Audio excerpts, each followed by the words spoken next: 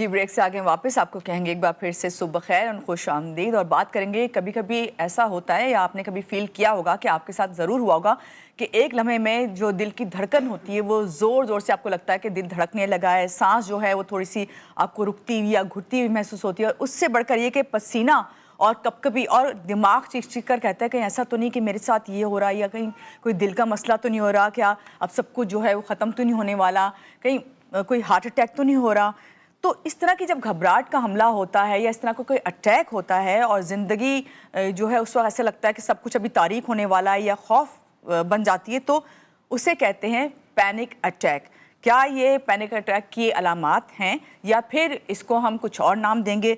किन लोगों को होता है और किस वक्त होता है, इस सब के बारे में आज हम जानेंगे। और इस लम्हे को अगर हमारे ऊपर आ जाता है तो फौरी तौर पर इस पैनिक से बचने के लिए हमें क्या करना है। तो हमारे साथ जो इस वक्त गेस्ट मौजूद हैं वो आई हैं हमें बताने के लिए कि हमें अगर ऐसा पैनिक अटैक आता है तो इस वक्त हमें कौन सी एहतियाती तदाबीर करनी है और हमें उसको कितना सीरियस लेना है। तो हमारे साथ इस वक्त हैं मोनिका वासवानी, माहिर नफ्सियात हैं, इनसे मिलते हैं और जानते हैं। अस्सलाम वालेकुम, कैसे हैं आप? ठीक हैं? पहले तो बहुत शुक्रिया कि आप आई हैं, और हमेशा जब भी आप आती हैं तो ऐसा कोई ज़रूर टॉपिक हमारा होता है कि जिसमें आप बहुत अच्छे से बता के जाती हैं मोनिका। लेकिन जैसे अभी मैं आपसे स्टार्ट करने से पहले भी बातें करी थी कि मेरे साथ भी ऐसा होता है और आपको भी कभी ऐसा महसूस हुआ हो, तो फिर आपने मुझे क्लियर किया कि नहीं महानूर, ये पैनिक अटैक नहीं होता, पैनिक अटैक ये होता है। तो आप बताइए कि असल में जिस तरह मैं समझती हूँ कि ये पैनिक अटैक है, कितने लोग जो देख रहे हैं वो ये बातें समझते हैं। आप बताइए कि असल में जो पैनिक अटैक है उसे किस तरह समझें, किस तरह पहचानें और क्यों होता है ये? अच्छा, सबसे पहले तो ये है कि पैनिक अटैक जो है वो एंग्जाइटी का अटैक होता है। ठीक है। अब एंग्जाइटी जो है वो नॉर्मली लोगों में प्रेजेंट होती है, हम सब में एंग्जाइटी कुछ हद तक होती है, किसी एज में भी हो सकती है, कि सब में होती है, बचपन से लेकर जवानी तक, बुढ़ापे तक हम सब में होती है। एंग्जाइटी एक नॉर्मल रिस्पॉन्स है हमारी बॉडी का टुवर्ड्स फियर। मतलब अगर आप किसी भी डर खौफ की कोई भी सिचुएशन में कभी हो या कोई भी अनएक्सपेक्टेड सिचुएशन में थोड़ी बहुत एंग्जाइटी सबको होती है।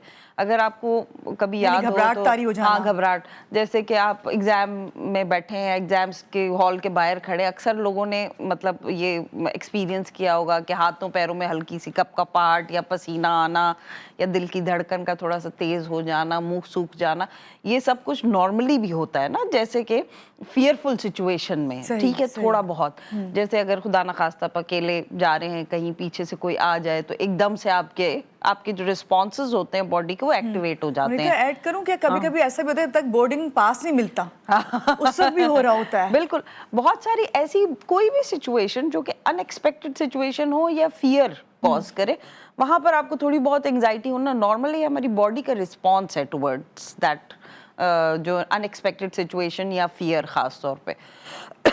लेकिन जैसे ही वो फियर खत्म हो जाता है, जैसे ही वो अनएक्सपेक्टेड सिचुएशन रिजॉल्व हो जाती है तो हमारी बॉडी नॉर्मलाइज हो जाती है। लेकिन एंग्जाइटी डिसऑर्डर्स, जितने भी एंग्जाइटी डिसऑर्डर्स हैं, उसमें ज़्यादातर ये होता है कि आपकी बॉडी जो होती है वो एक कांस्टेंट फियरफुल सिचुएशन में होती है। मतलब आपके अनकॉन्शियस माइंड यानी कि लाशऊर में कोई भी ऐसी एक चीज़ होती है जिसकी वजह से आप अगर इर्द गिर्द देखेंगे तो कोई ऐसा स्टिमुलस आपको नहीं मिलेगा कि जिसकी वजह से आपको एंग्जाइटी, आपको अंदर से ही अपनी सोचों की वजह से या अपने किसी खौफ की वजह से या अपनी किसी सोच की वजह से एंग्जाइटी होना शुरू हो जाएगी। अब जैसे यंग डेथ्स आजकल बहुत कॉमन है, अक्सर आपने सुना ही होगा कि यंग एज में 30 इयर्स 40 इयर्स में हार्ट अटैक्स आजकल बड़े कॉमन हो रहे हैं। तो हम ये जैसे रिश्तेदारों में कोई डेथ हो गई तो फिर उसका एक खौफ जैसे नहीं हो गया कि ऐसा ना हो कि मुझे ना ऐसा हो जाए, हमारे साथ भी ऐसा हो सकता है, हमारे साथ भी हाँ भी हुआ एग्जैक्टली। तो क्या होता है कि लोगों को ऐसा लगता है कि ऐसा हो सकता है, मतलब दिस इज समथिंग।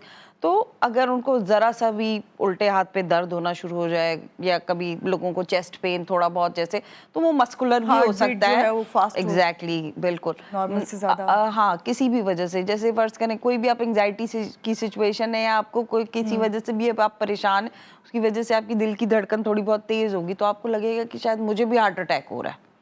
तो क्या होगा कि जब आप ये सोचेंगे कि मुझे भी हार्ट अटैक हो रहा है तो एंजाइटी और मजीद बढ़ जाएगी। तो फिर मोनिका किस तरह इससे बचा जा सकता है, कैसे आप अपने आप को रोकें इस एंजाइटी से? देखिए, सबसे पहले तो इम्पोर्टेंट ये होता है कि एंजाइटी की जो वो पैनिक अटैक की जो सिचुएशन होती है, इसमें बेसिकली फिजिकल सिम्टम्स भी होते हैं, जैसे कि दिल की धड़कन बहुत तेज हो जाती है, हाथों पैरों में कपकपाहट, पसीने आना, घबराहट, ये सब चीज़ें होना शुरू हो जाती हैं, बेचैनी का एकदम से।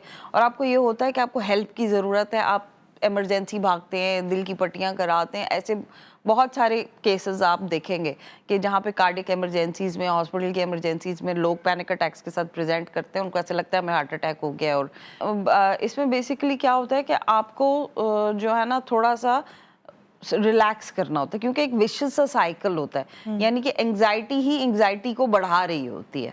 यानी कि आपको एंग्जाइटी हुई, दिल की धड़कन तेज हो गई, फिर दिल की धड़कन तेज हुई तो आपको ऐसा महसूस हुआ कि मुझे कुछ होने वाला है, फिर आपको और मजीद एंग्जाइटी हुई, जब और मजीद एंग्जाइटी हुई तो फिर दिल की धड़कन और मजीद तेज हो गई।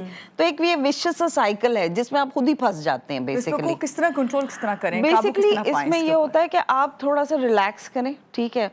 रिलैक्स इस तरह के आपको ऐसे, आपको सबसे पहले तो खुद को ये बताना होता है कि देखो Mentally ये पहले? हाँ, मेंटली, कि भाई ये जो मुझे कुछ जो भी हो रहा है, दिस इज नॉट फिजिकल, बल्कि ये साइकोलॉजिकल है, ये साइकाइट्रिक इशू है, ये फिजिकल नहीं है। मेरे जितने भी टेस्ट अभी तक हुए हैं या जो कुछ भी, सब नॉर्मल है, मुझे कुछ भी नहीं है, मैं ठीक हूँ। सबसे पहले तो आप अपने आप को थोड़ा सा जी। फिर उसके अलावा आप डीप ब्रीदिंग कर सकते हैं, जैसे नाक के जरिए से आप गहरा सांस लें और मुंह के जरिए से वो आहिस्ता आहिस्ता करके वो सांस आप निकाल लें, थोड़ा सा रिलैक्स करके, कहीं आंखें बंद करके 5, कुछ भी नहीं होगा।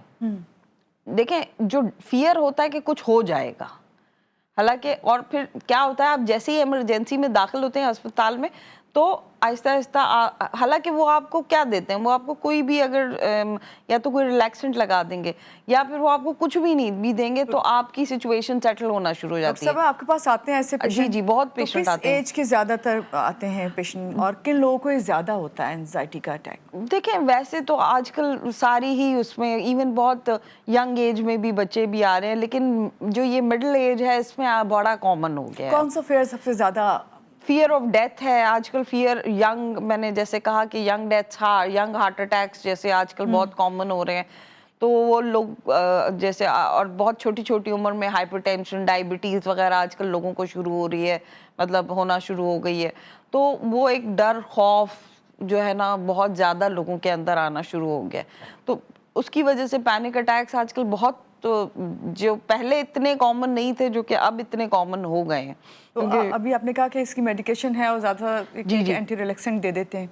देखिए, मेडिकेशन जो है ना वो इमीडिएट जो मतलब एक होती है ट्रीटमेंट होती है, इमीडिएट मतलब जब पैनिक अटैक आ रहा है तो उस वक्त तो आप जो है रिलैक्स करेंगे और सेटल करेंगे थोड़ा सा, और फिर वो ये होता है कि वो आहिस्ता आहिस्ता ठीक होना शुरू हो जाता है विद टाइम। ठीक है, लेकिन ये कि अगर आप लॉन्ग टर्म की बात करेंगे, क्योंकि पैनिक अटैक जो है वो कुछ उसी लोगों को आते रहते हैं, बार बार आते हैं। देखिए, पैनिक अटैक या पैनिक डिसऑर्डर हम कहते ही तब है जब अगर आपको महीने में 4 एपिसोड हो रहे हैं एटलीस्ट।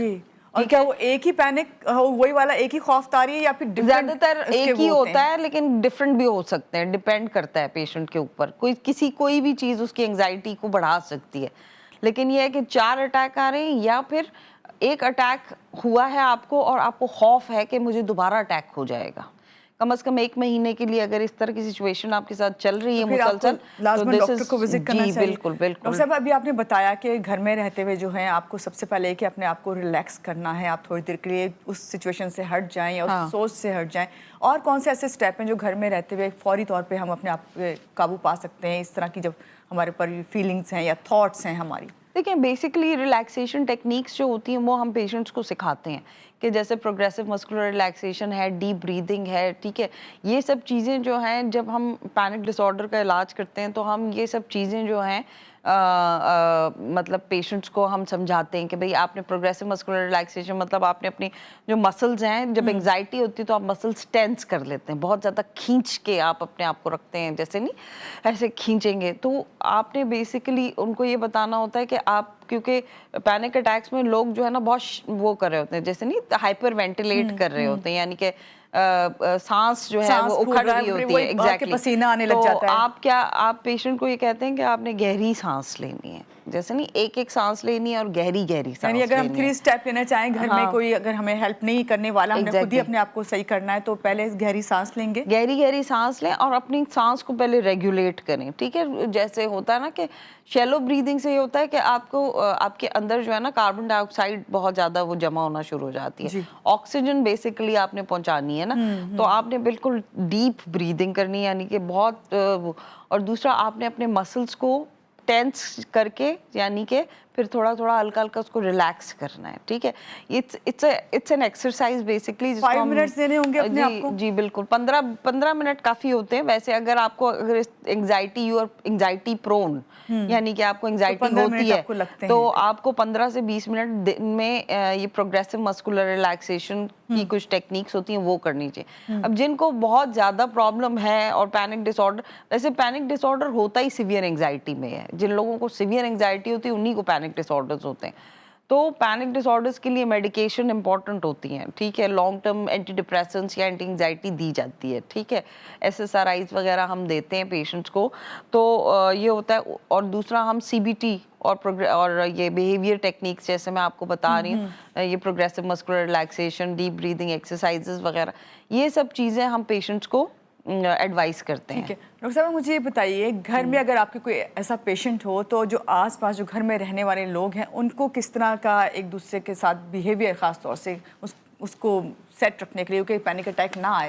बाद में ऐसा भी होता है ना कि ऐसे होते हैं पेशेंट घर में कि पैनिक अटैक उन्हें आता है और वो हैं भी पेशेंट इसी चीज़ के कि पैनिक डिसऑर्डर है, तो किस तरह आसपास घर में के रहने वाले जो उनका साथ दे सकते हैं? देखिए, सबसे पहले तो ये है कि जैसे फर्ज करें अगर खुदा न खास्ता किसी को पहली बार पैनिक अटैक आया है और आप जैसे इमरजेंसी चले गए, जैसे अक्सर लोग लेके भाग जाते हैं, इमरजेंसी जाते हैं और आपने सारी इन्वेस्टिगेशन करा ली, सब कुछ नॉर्मल है और अब आपको पता है कि ये एंजाइटी की वजह से ही हो रहा है, तो क्या है कि अब जब अगर दोबारा होता है तो सबसे पहले तो आप stop going to the emergencies या हॉस्पिटल ड्यूरिंग दैट अटैक, क्योंकि वो उसको रीइंफोर्स करता है। जैसे मरीज तो कहेगा कि मुझे ले जाओ, मुझे कुछ हो रहा है, मैं मर जाऊंगा, लेकिन जो लोग इर्द गिर्द के लोग हैं उनको चाहिए कि वो इसको रीइंफोर्स ना करें, बार बार हॉस्पिटल्स लेकर जाना या बार बार ECGs कराना या बार बार वो चीज़ इसको हेल्प नहीं करती है, ठीक है। आपने मरीज को उस वक्त ये बताना होता है कि कुछ नहीं हो रहा, ठीक हो जाएगा, आप रिलैक्स करें, थोड़ा सा उसको उसके इर्द गिर्द बहुत झमघटा नहीं बनाएं कि पता नहीं क्या हो गया है, पता नहीं क्या, मतलब जैसे नहीं अक्सर हमारे घबराहट तारी होने लग जाती है और पैनिक बढ़ जाता है। जैसे कि हमने देखा है कि एक बंदे को पैनिक हो रहा है, घर के जितने भी लोग होते हैं वो इर्द गिर्द जमा हो जाते हैं, वो हो जाते हैं, मोहल्ले वाले भी आ जाते हैं, और इस तरह नहीं, आप उसको थोड़ा सा रिलैक्स करें और उसको बोलें कि वो डीप ब्रीथ करे, थोड़ा सा रिलैक्स करे, उसको थोड़ा सा आपने सपोर्ट करना होता है उसमें। असल चीज सपोर्ट ही है। सपोर्ट होती है उस वक्त, सपोर्ट होती है। देखें, टेम्परेरी कुछ मेडिकेशंस आती हैं जो पैनिक अटैक्स के टाइम पे दी जाती हैं, जो लेकिन सबसे पहली चीज है वो सपोर्ट ही जो घर वालों की। बहुत शुक्रिया डॉक्टर मोनिका, आप आज के प्रोग्राम में आई और आपने बताया कि पैनिक अटैक असल में क्या है और हमें उस पर किस तरह काबू पाना है। ठीक है, और यहाँ लेंगे एक छोटी सी ब्रेक के बाद वापस आते हैं, रहिएगा हमारे साथ।